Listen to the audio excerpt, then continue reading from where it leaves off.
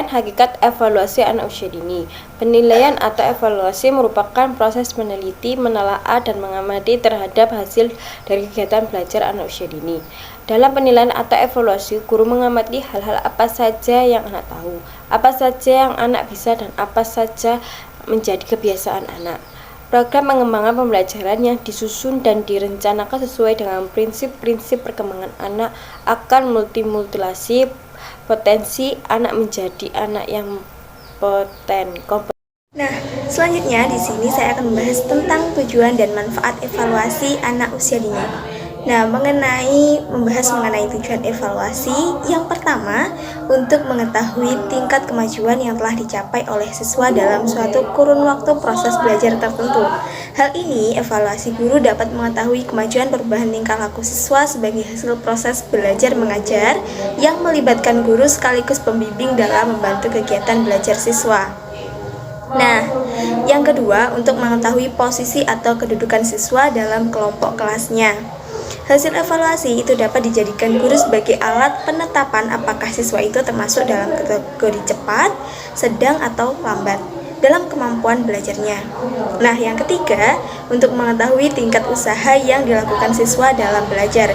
Hal ini guru akan dapat mengetahui gambaran angka tingkat usaha siswa. Hal yang baik dalam menunjukkan adanya tingkat usaha yang efisien, sedangkan hasil yang buruk akan mencerminkan usaha yang tidak efisien. Nah, yang keempat, untuk mengetahui hingga sejauh mana siswa telah mendayagunakan kognitifnya untuk keperluan belajar. Yang kelima, untuk mengetahui tingkat daya guna dan hasil guna metode mengajar yang telah guru gunakan dalam mengajar belajar siswa. Berdasarkan Undang-Undang Sisdiknas Nomor 20 Tahun 2003 Pasal 58 Ayat 1, evaluasi hasil belajar peserta didik dilakukan untuk memantau proses, kemajuan, dan perbaikan hasil peserta didik serta kontinu. Prinsip-prinsip evaluasi adalah pernyataan yang mengandung kebenaran. Hampir sebagian besar, jika tidak dikatakan benar, untuk semua kasus keberadaan prinsip bagi seorang guru mempunyai arti penting. Karena dengan memahami prinsip evaluasi dapat menjadikan petunjuk atau keyakinan bagi dirinya atau guru lain guna merealisasi evaluasi dengan cara benar dalam bidang pendidikan. Beberapa prinsip evaluasi sebagai berikut. Yang pertama, harus masih dalam kisi-kisi kerja tujuan yang lebih tepat ditentukan. Evaluasi sebaiknya dilaksanakan secara komprehensif. Evaluasi diselenggarakan dalam proses yang kooperatif antara guru dan murid. Evaluasi dilaksanakan dalam proses yang kontinu.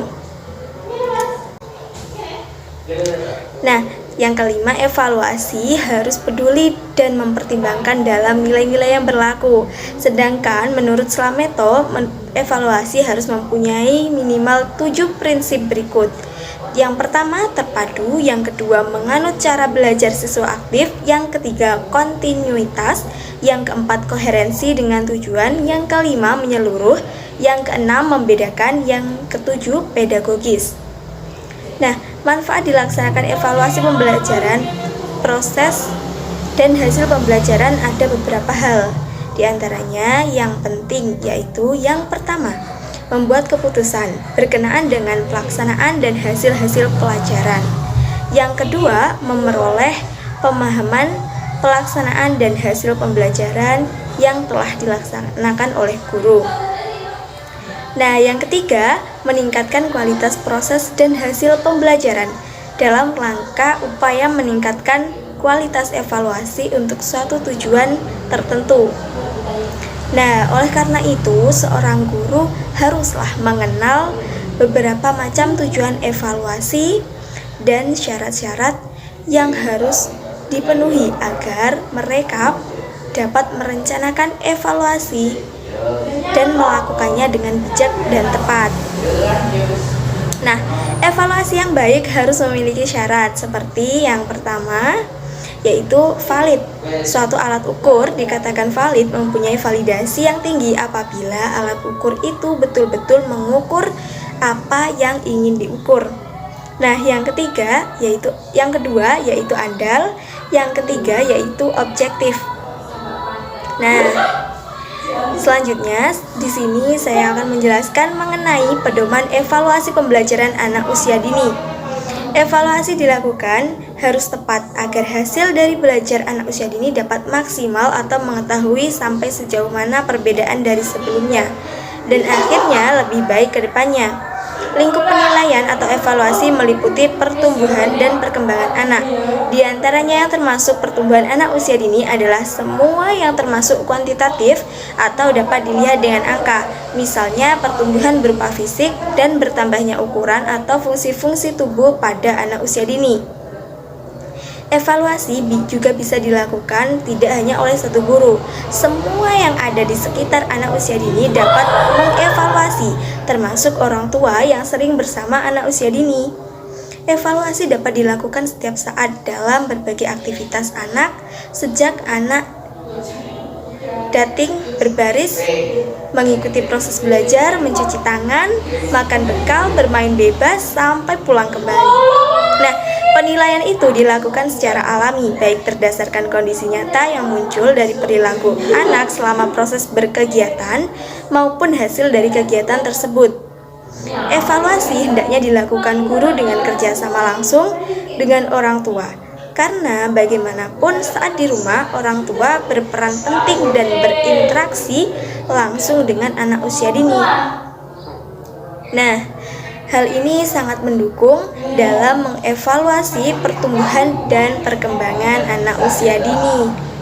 Mulai saat bermain, makan, minum, buang air kecil, buang air besar, mandi, berinteraksi dengan yang lain, berinteraksi dengan lingkungan yang ada di dalamnya, tidur, bangun dari tidur. Beberapa hal yang harus diperhatikan terkait evaluasi anak usia dini. Yang pertama, mendidik. Proses dan hasil penilaian dapat dijadikan dasar untuk memotivasi, mengembangkan, dan membina anak agar tumbuh dan berkembang secara optimal. Dalam mendidik, perlu diketahui dahulu kekurangan apa yang belum tercapai saat proses pertumbuhan dan perkembangan anak usia dini. Nah, hal inilah pentingnya evaluasi dilakukan untuk selanjutnya, lebih baik dari sebelumnya. Jika mendidik tanpa mengetahui bagaimana pertumbuhan dan perkembangan anak usia dini, maka bisa jadi pendidikan yang diberikan kurang optimal. Yang kedua, berkesinambungan. Penilaian dilakukan secara terencana, bertahap, dan terus-menerus untuk mendapatkan gambaran tentang pertumbuhan dan perkembangan anak usia dini.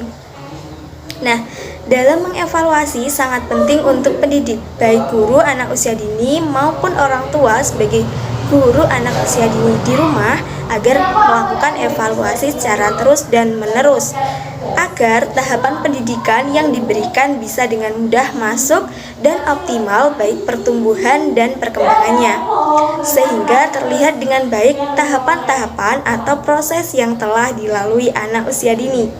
Yang ketiga yaitu objektif. Penilaian didasarkan pada prosedur dan kriteria yang jelas, tidak dipengaruhi subjektivitas menilai, sehingga menggambarkan data atau informasi yang sesungguhnya. Dalam melakukan evaluasi harus jelas dan pas apa yang harus dicapai dan ditempuh anak usia dini. Setiap pertumbuhan dan perkembangannya dengan apa yang menjadi tujuannya dengan baik agar dapat berjalan dengan optimal. Nah, yang keempat yaitu accountable. Penilaian dilaksanakan sesuai dengan prosedur dan kriteria yang jelas serta dapat dipertanggungjawabkan. Guru ataupun orang tua dalam proses evaluasi harus dapat mempertanggungjawabkan apa yang menjadi kriteria dalam melakukan evaluasi agar jelas apa yang digambarkan pertumbuhan dan perkembangannya anak usia dini, agar orang tua dan khususnya guru dapat memberikan pendidikan dengan optimal kepada anak usia dini. Nah, poin yang kelima yaitu transparan. Penilaian dilakukan sesuai dengan prosedur dan hasil penilaian dapat diakses oleh orang tua dan semua pemangku kepentingan yang relevan. Dalam proses evaluasi, guru ataupun orang tua atau siapapun yang mengevaluasi harus transparan apa saja yang didapat atau dicapai dalam evaluasi, guna mengetahui apa yang dicapai anak usia dini dalam proses pertumbuhan dan perkembangannya sehingga dapat berjalan dengan seoptimal mungkin. Nah, Yang keenam yaitu sistematis. Penilaian dilakukan secara teratur dan terprogram sesuai dengan pertumbuhan dan perkembangan anak dengan menggunakan berbagai instrumen. Guru ataupun orang tua sebagai guru di rumah harus memprogram apa yang akan dilakukan setiap evaluasi dan setiap apapun yang berkaitan dengan tumbuh dan perkembangan anak usia dini, guna dapat dicapai apa tujuan yang diharapkan dari seluruh proses pendidikan atau pembelajaran untuk pertumbuhan dan perkembangannya, sehingga kedepannya terus mencapai apa yang dituju secara optimal. Nah, yang kedelapan yaitu menyeluruh. Penilaian mencakup semua aspek pertumbuhan dan perkembangan anak, baik sikap, pengetahuan maupun keterampilan. Penilaian mengakomodasi seluruh keragaman budaya, bahasa, sosial ekonomi, termasuk anak yang berkebutuhan khusus. Guru atau orang tua sebagai guru di rumah harus melakukan evaluasi secara menyeluruh, tidak hanya terpatok pada salah satu aspek yang dianggap penting saja. Semuanya penting dan harus dilakukan evaluasi secara menyeluruh sehingga dapat dicapai pertumbuhan dan perkembangannya secara optimal. Nah, yang kedelapan yaitu bermakna. Hasil penilaian memberikan informasi yang bermanfaat bagi orang tua, anak, guru, dan pihak lain yang relevan. Guru ataupun orang tua sebagai guru di rumah harus melihat dan menerapkan apa yang kiranya penting dan bermanfaat bagi anak usia dini, sehingga dapat mencapai pertumbuhan dan perkembangan yang optimal. Jika memang masih kurang penting atau sekiranya kurang bermanfaat, harus diminimalisir sebaik mungkin atau dihindari secara bertahap agar dapat menjauhi secara total. Nah, itu tadi sekian presentasi dari kelompok kami. Apabila ada kurang dan lebihnya, mohon maaf yang sebesar-besarnya. Semoga bermanfaat. Wabillahi taufiq wal hidayah, waridho wal inayah. Wassalamualaikum warahmatullahi wabarakatuh.